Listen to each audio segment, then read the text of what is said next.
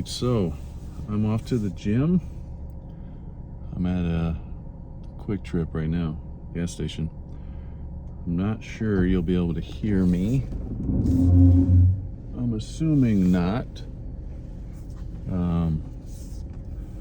But anyway, I'm just gonna record anyway.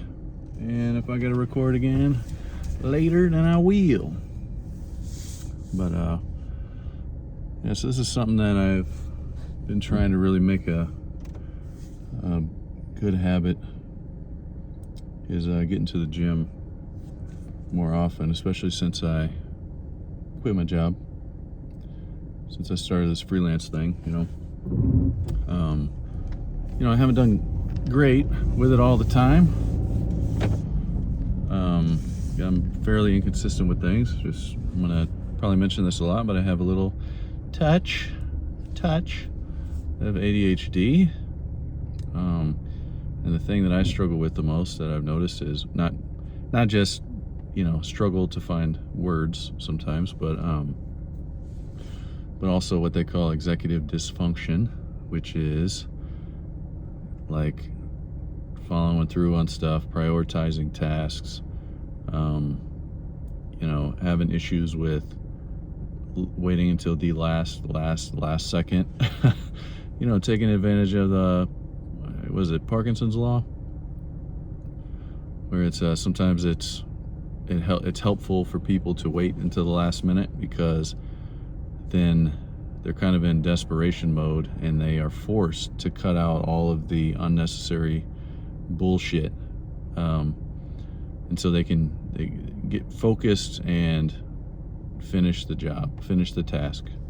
I've done that my whole friggin' life, and it's worked out. It's worked out for certain things, like projects in school and tests and all kinds of stuff. I've done really well on a lot of stuff, but the executive dysfunction part of me not being able to do things that I'm not interested in, and I can't make myself do it. I just can't. Of course you can. You get people that'll be like, yeah, it's all a choice. Yeah, it is a choice, but if you don't have any concept of what I'm talking about, where sometimes you just can't, and your brain is fucking screaming at you, you still just can't do that thing. If you don't have any concept of that, you're like, no, you just do it, then you don't have what I have and what a lot of people have with ADHD, which is fine. I don't expect you to understand something that you don't have any concept of. But I can tell you, I still do fine. I still get stuff done. I don't get as much stuff done as I want. I did not mean for this to be a conversation about ADHD, but that's where my brain's going right now. Anyway, the gym. So I'm going to the gym. I've been doing all right. I'm streaky with it though, so I get on good streaks of going to the gym, and I get on bad streaks. So it's a lot of momentum. If I get some good positive momentum going, then I can stick with it forever until I don't. Once I kill that momentum, I can take days off or whatever, but like, you can feel it whenever you're like, oh man, when I go back in, I'm gonna feel like shit, and I'm gonna be super sore, and whatever. Like, you can feel when it's like you've hit that number of days, but I've been doing all right with it. I've never had like a dream body, but it's all about perspective. Of course, I can think of tons of people who have better bodies than I do, but I need to be grateful for what I have, and be grateful that I'm relatively healthy, and sound mind and body, and handsome as fuck. I'm just kidding. I like to hype myself up sometimes. Have a good time with yourself sometimes. But yeah, I've been doing all right. My strength has been going up a little bit at a time. I got off creatine, and I don't care if you think it's too much information. Don't watch.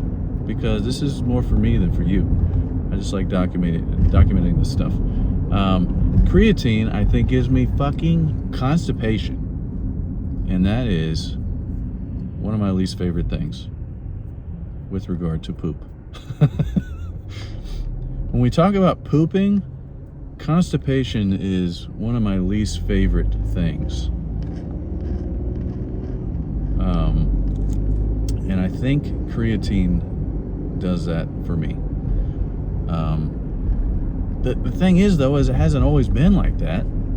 I've done creatine for long periods of time and not had a lot of issues with my pooping.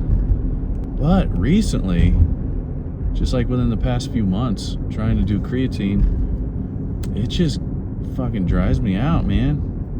And I hate it. I hate it. But man, it's so tempting to get back on it though, because it really does. It makes you look bigger because it pulls all that water into your muscles.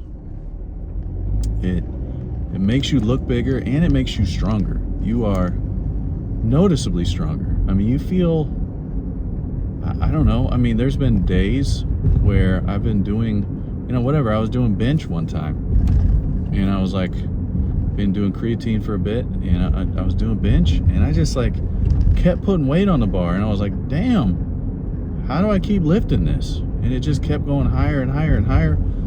And I was actually shocked at how strong I was. I mean, again, everything's relative. There's plenty of people who are way, way stronger than I am. But I'm just saying, like, I'm pretty strong, and creatine made me even stronger, noticeably. I don't understand it, but it certainly freaking works. It certainly does. You did not stop at that stop sign. I hope you guys like staring into blackness as I talk. I'll probably re-record this later because this just ain't gonna cut it. All right, I'm just gonna cut it off here. All right, so I'm home now. I stopped recording because you couldn't see me, but then I realized, like, it doesn't matter because I'm probably the only person that's gonna see this, so who cares? But anyway, so trying to be fit, trying to be strong, trying to get ready for old age. I don't think I'm old yet. I feel pretty good, as good as I've ever felt. Maybe better, I don't know. The only little thing I've noticed is in maybe like the past year that, my shoulders get kind of hurt. They kind of ache a little bit, if I don't warm up properly. Do a bench press or something like that, But I've found a couple ways to kind of like mitigate those issues. But I mean, there's young people that have problems with their shoulders, all kinds. So maybe that's not an old person thing. Maybe that's just a person who gets in the gym fairly often. But anyway, so that's something that's important to me. And it's something that I feel like I have the luxury of focusing on because I am a freelancer. I dictate a lot of almost all of my schedule. I feel very fortunate and I'm so grateful for the way my life has been going since I quit my job. I mean, I liked it before. I quit my job, but there was just something that I couldn't quite, the fucking words aren't coming. I don't know. There was something that I couldn't quite get down with, And I don't know if I've said this story before to anyone. I'm sure I have. But I was working at the Apple store and, I mean, objectively, things were good.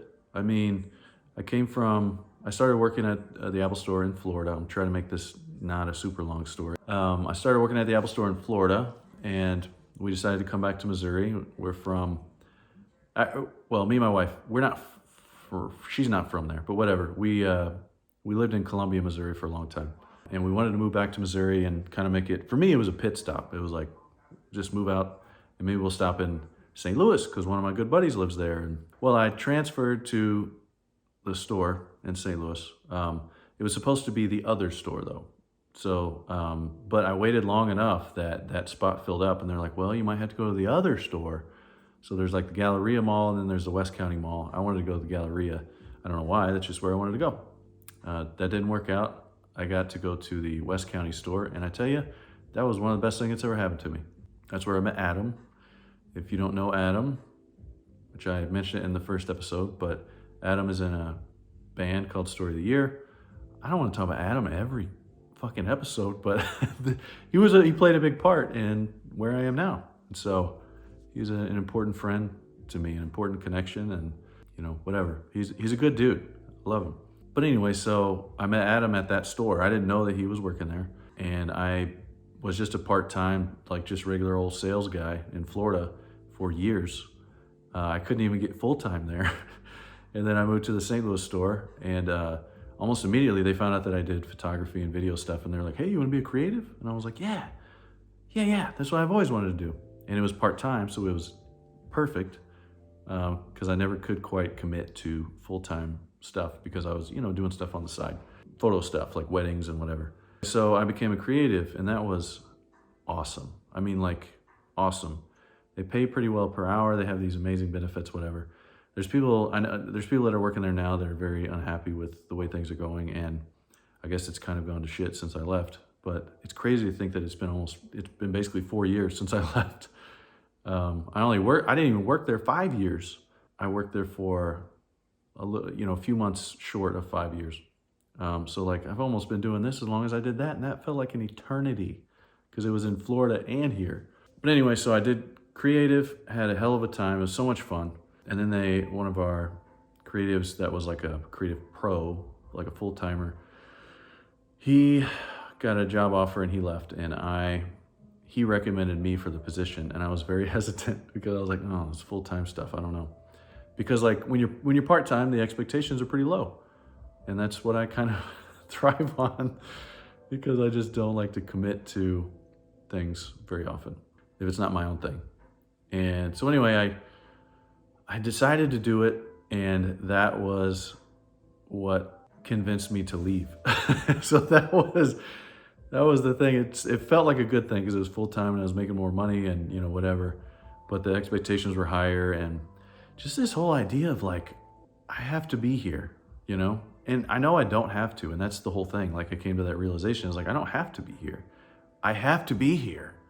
They're telling me that I have to be here, but I don't have to, and there was actually a time where I got hour lunches at that point, and I'd walk across the street to this grocery store because they had like good food there. I'd walk there and I would eat, and then I would walk back. And there was one time where I was walking back and I just stopped in my tracks, and I was like, why do I have to go back? Why do I have to? I don't have to. And from that moment on, that was like the moment that I was like, I'm on my way out. I'm on my way out. So I got out of there. It was a good decision for me to leave, is what I'm getting at. And it was awesome that I got to meet Adam, because just hanging out with him and meeting people that he knows has led to where I am now. And things are only going to get better. And I have plans for, getting into some real estate stuff, real estate investment. And, I told Nicole a while back, I was like, it's just weird because all these things that I said over the past however many years are coming true. And, whether you believe in manifestation or, whatever, the secret, law of attraction, like whatever it is, I fucking believe it. And I don't know if it's like some mystical force or whatever that's out there, and it's like, you believe, whatever you believe, you can achieve. I don't know if it's that, but something, whether it's your own brain or your subconscious or just your the vibes that you put out to people, I don't know, but I know it works. I know it works. And I know that, they talk about good guys finish last and, all that shit. They're cliches, and cliches are cliches for a reason, because there's some kind of truth to it, But I just don't think it's always the case. So I just try to be good to people every day, and I try to make people feel at ease and feel secure and safe, and that's what I like. It makes me feel good. So I'm not just doing it for them. I guess I'm doing it for myself too, because it makes me feel good, and that's a good enough reason to do that. Anyway, good day, very good day. Whatever. It's too long. The video is too long. But all right, bye.